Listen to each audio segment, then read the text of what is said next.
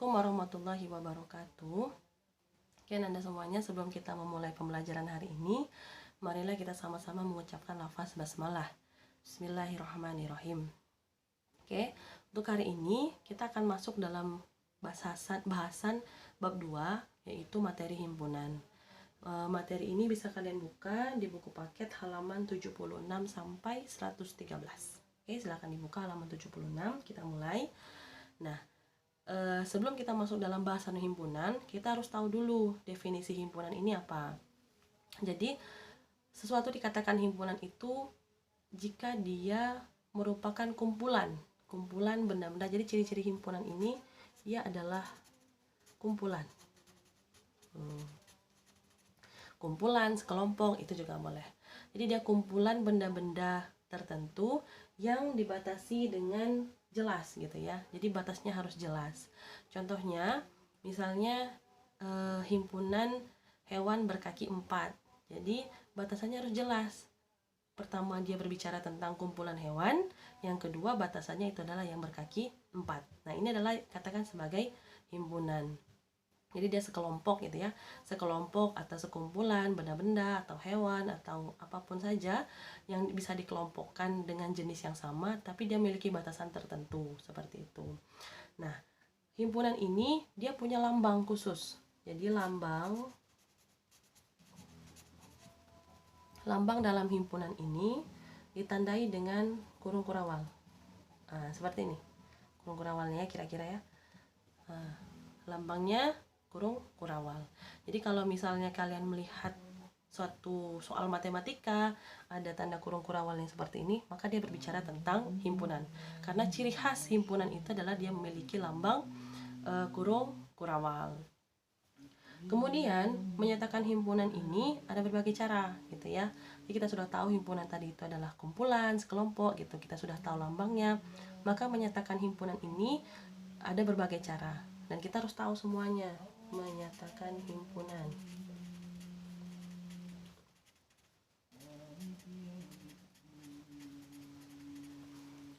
Menyatakan himpunan ini ada banyak caranya. Yang pertama, dengan kata-kata. Dengan kata-kata atau dengan kalimat. Nah, jadi kapan himpunan itu dinyatakan dengan kata-kata atau kalimat? Seperti yang tadi contohkan di awal tadi, seperti itu ya. Jadi contohnya dia hanya serupa kalimat panjang seperti itu. Misalnya tadi menyontohkan himpunan hewan berkaki 4. Ini cuma satu kalimat, dan ini kita sedang menyatakan sebuah himpunan dengan kata-kata atau kalimat. Contohnya seperti ini, himpunan hewan berkaki 4. Kita langsung tahu bahwa himpunan ini berbicara tentang sekelompok hewan berkaki 4. Atau dalam konteks matematikanya, misalnya seperti ini, himpunan bilangan asli kurang dari 10. Nah, seperti ini. Himpunan bilangan asli kurang dari 10 ini dalam konteks matematika. Dia berbicara tentang sekumpulan bilangan, bilangannya bilangan asli, kemudian batasannya adalah kurang dari 10. Jadi dia berbicara tentang himpunan. Ini kita menyatakan himpunan dengan kata atau kalimat. Contohnya seperti itu. Yang kedua, kita menyatakannya dengan mendaftarkan anggota.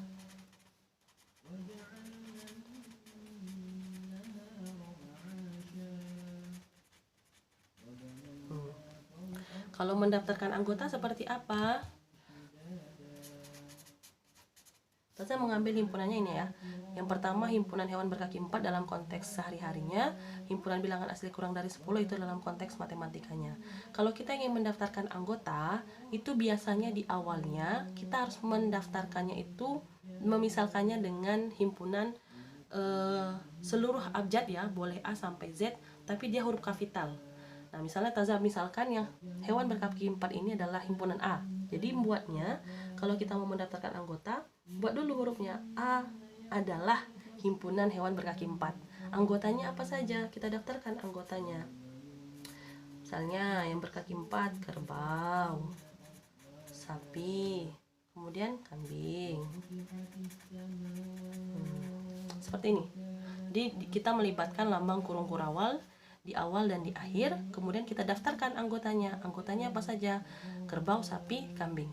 Atau kalian bisa berpikir yang lain, oh yang hewan berkaki 4 ada lagi selain itu, misalnya kijang, rusa, kucing, boleh. Tapi dalam hal ini Taza memilih anggotanya yaitu kerbau, sapi, kambing. Nah, dan jelas batasannya itu adalah hewan berkaki 4. Jadi seluruh hewan berkaki 4 boleh kita daftarkan. Nah, yang kedua, himpunan bilangan asli kurang dari 10. Misalnya Taza mau buat ini sebagai himpunan B.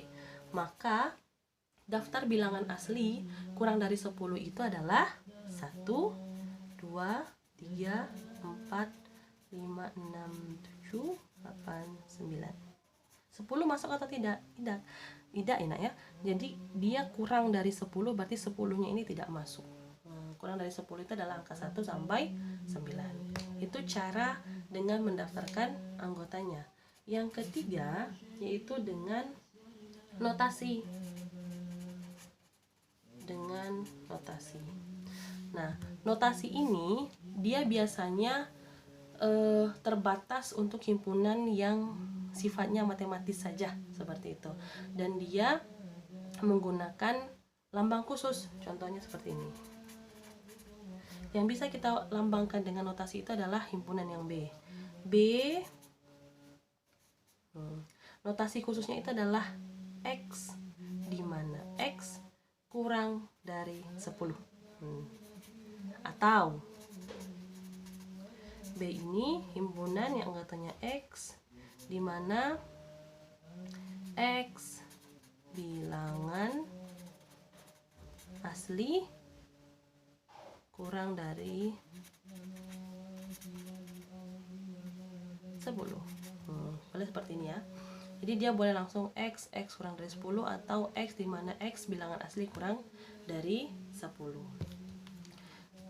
Kemudian yang keempat, menyatakan himpunan itu dengan diagram Venn. Nah, diagram Venn ini lebih khusus untuk himpunan. Jadi cara menggambarkan diagram Venn itu, dia harus menggunakan ini, persegi panjang, boleh persegi 4 lah ya jelasnya. Kemudian menggunakan huruf S di sudut kiri atas. Himpunannya letaknya di mana? Di dalam ini. Kalau misalnya seperti tadi, cuma ada satu anggota himpunannya, dibuat satu bulatan. Ini contoh yang pertama. Atau bisa jadi seperti ini nanti bentuknya. S ini adalah himpunan semesta. Nanti kita masuk dalam macam-macam himpunan. Ada 2 anggota, misalnya kayak gini. Dia saling berlepas, boleh. Atau dia saling bergandengan. Atau lagi bentuk keempat, dia dalam satu lingkaran yang sama. S-nya di sini tinggalan. Jadi macam-macam diagram Venn itu ciri-cirinya dia berbentuk segi 4, ada lingkaran di dalamnya, nanti ada anggotanya di dalamnya. Ini kita belajar untuk mendaftarkan anggota dalam diagram Venn. Kemudian di sudut kiri atas biasanya ada huruf S yang menandakan itu adalah himpunan semesta. Oke, sekarang kita masuk dalam macam-macam himpunan.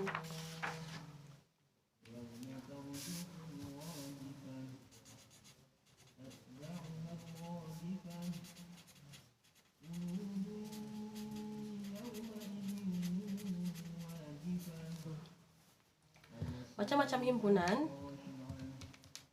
Yang pertama itu adalah himpunan yang memiliki anggota.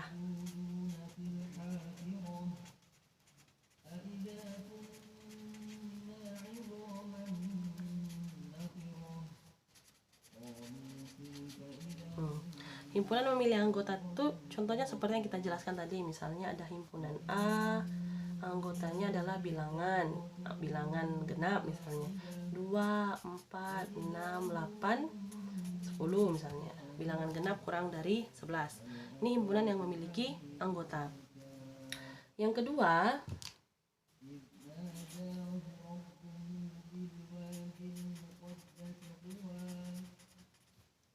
Yang kedua adalah himpunan kosong.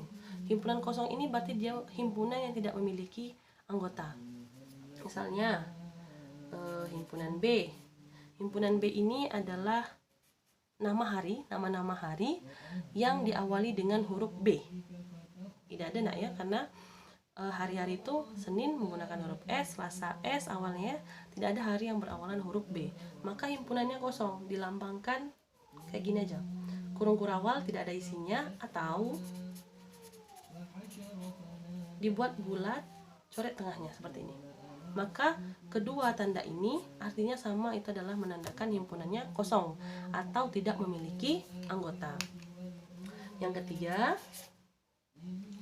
ketiga adalah himpunan semesta.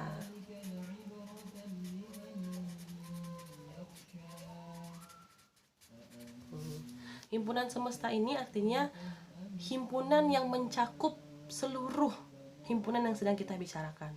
Misalnya Taza punya himpunan A, anggotanya adalah hewan berkaki 4. Atau Taza buat H adalah himpunan hewan berkaki 4. B adalah hewan pemakan rumput.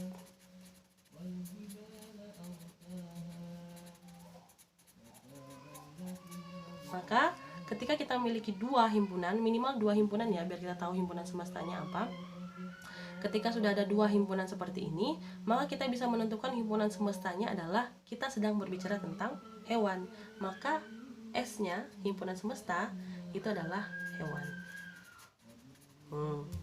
Jadi seluruh hewan itu masuk semesta untuk berbicara tentang himpunan A, hewan berkaki 4, himpunan B, hewan pemakan rumput. Himpunan semestanya adalah hewan.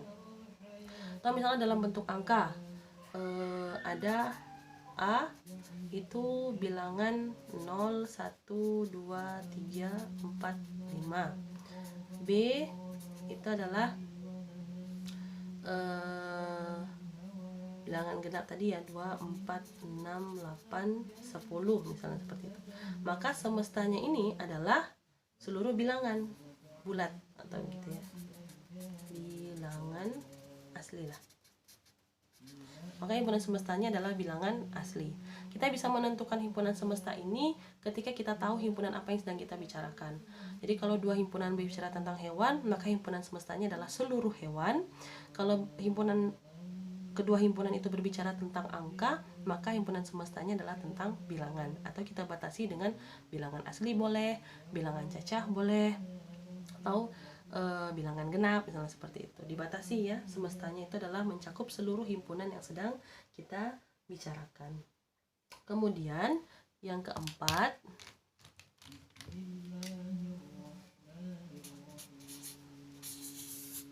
itu adalah himpunan bagian. Himpunan bagian ini maksudnya adalah himpunan yang A itu anggotanya ada dalam himpunan B. Nah, kalau dalam diagram Venn tadi, gambar himpunan bagian itu seperti ini. Dia ada himpunan A, ada himpunan B, anggota A ini adalah seluruh anggota B. Misalnya seperti ini. Taza punya bilangan, Taza ambil contoh yang ini aja, 2, 4, 6, 8, 10. Bilangan genap kurang dari 11.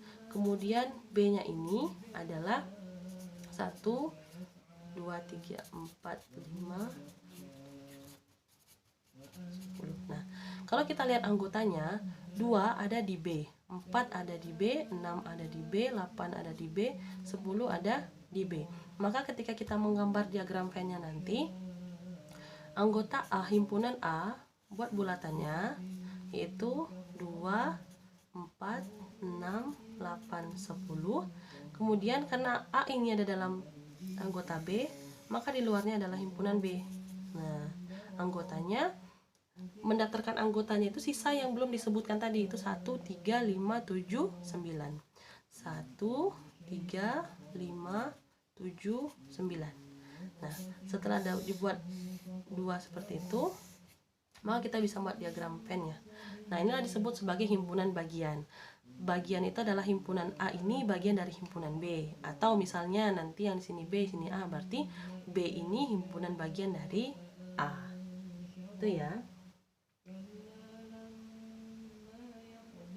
Sekarang kita balik lagi ke diagram Venn. Setelah kita tahu macam-macam himpunan tadi ya, ada himpunan yang memiliki anggota, ada himpunan yang tidak memiliki anggota atau himpunan kosong, kemudian ada himpunan semesta dan himpunan bagian. Maka kita akan belajar cara mendaftarkan anggota ketika membuat diagram Venn.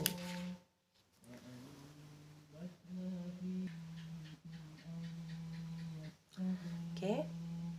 Contoh untuk diagram Venn, karena biasanya dalam himpunan itu paling banyak menggunakan diagram Venn. Jadi kita harus memahami bagaimana cara membuat diagram Venn. Kita ambil contoh, buatlah diagram Venn untuk himpunan berikut. Himpunan semestanya adalah bilangan cacah. A itu adalah himpunan bilangan cacah ganjil, B bilangan cacah genap, C bilangan prima, D bilangan cacah kelipatan 2. Untuk soal A, itu semestanya yang S ini ya, kemudian A dan B. Gunakan himpunan A dan B. Himpunan semesta, himpunan A, himpunan B. Kita akan coba menjawab dari A. Kita akan membuat diagram Venn. Nah, untuk membuat diagram Venn ini, kita harus mendaftarkan dulu anggota bilangan cacah. Itu kan seluruh bilangan ya, dari 0, 1, 2, 3 sampai seterusnya. Bilangan cacah ganjil, itu biasanya, bukan biasanya, memang bilangan cacah ganjil itu mulai dari 1, 3, 5, 7 gitu ya. Atau kita buat dulu daftar anggotanya. Kita daftarkan dulu anggota bilangan cacah.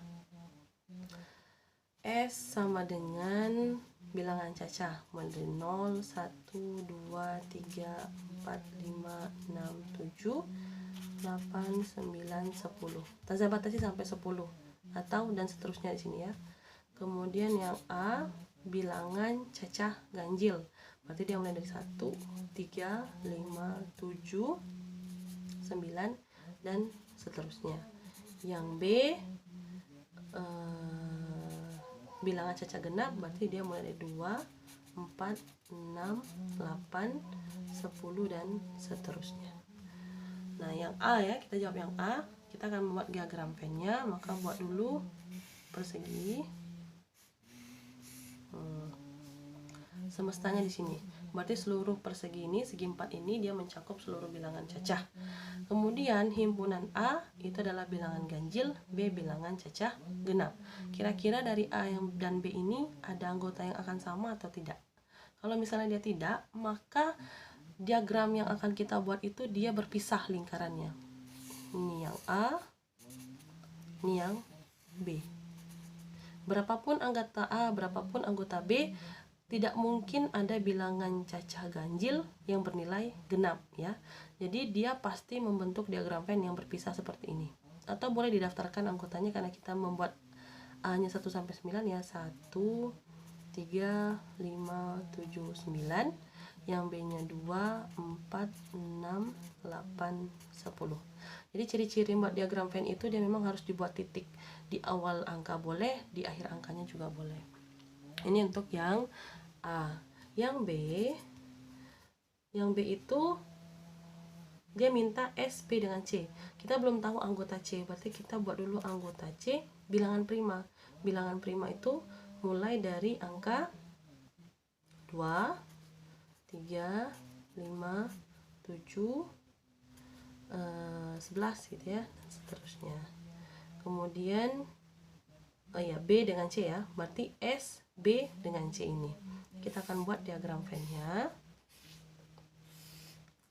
S. Nah, kita lihat anggotanya. Di B itu ada angka 2, 4, 6, 8, 10. C itu 2, 3, 5, 7, 11. Ada satu angka yang dia merupakan cacah genap ya, himpunan B. Kemudian dia juga anggota himpunan C, yaitu bilangan prima, yaitu angka 2.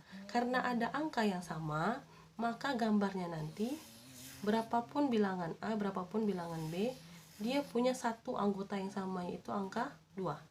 Nah, anggota 2 ini dia harus bergandengan.